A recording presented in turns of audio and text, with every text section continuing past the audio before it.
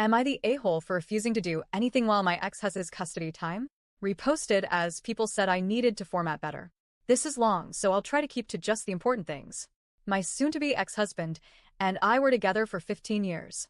We lived together for 10 before getting married and have 2 children together, 14, F, and 12, F. I have a daughter from my first marriage, 22, F, and he has a son from his first marriage, 21, M, who we no longer have contact with as he hates his father. So on to the story. My ex, who I will call Nick for this story, is an a-hole. I found out last year that he had multiple affairs, starting 1 year into our relationship when I was pregnant with our first child. This included people I knew and my former best friend. They slept together more than once, and then both hid it from me for over a decade. She only confessed after I told her that I could no longer ignore my gut and was digging into our past/relationship. At that point, we had no sex life at all for the last 10 years. He had taken a new job where he traveled for weeks at a time and was generally shady. For example, he once told me he was going to unplug the phone in his hotel room because he had gotten a call by mistake the night before and didn't want to be woken up. So if I needed to call him, I should use his cell, not his room phone. In the 2 years he'd been traveling at that point, I had never once called his room. There were also stories about helping some lady move or going places with the guys on his crew, and when I'd ask about it a few weeks later, he didn't know what I was talking about. The thing that finally took my blinders off was when I had to have a hysterectomy because of precancerous cells. My doctor explained that I am part of a small population of women that, when exposed to HPV, it can become those cells. I couldn't understand how that happened, as I could count my sexual partners on one finger over the last decade and a half. That was when I started digging and confronted him.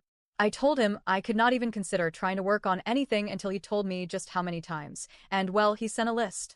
Yes, a fucking list with places and things like Oklahoma, blow job outside bar, don't know her name. I was horrified. I said I was done. That's it. No more.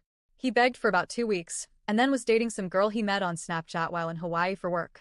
Yep, less than 30 days later, he was telling my oldest how he stopped talking to all the other women cause this one was special.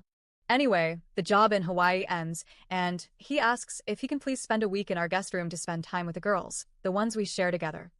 He had been gone 11 months at this point, and besides 2 short visits, him here once and us there once, he hadn't seen them. He tells me it will only be a week, and then he will go to another job site out of state.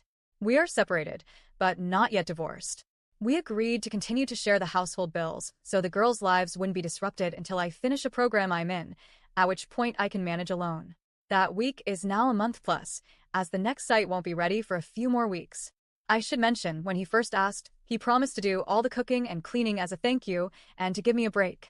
I should note, he did none of that when we were married, not without throwing a tantrum like a toddler.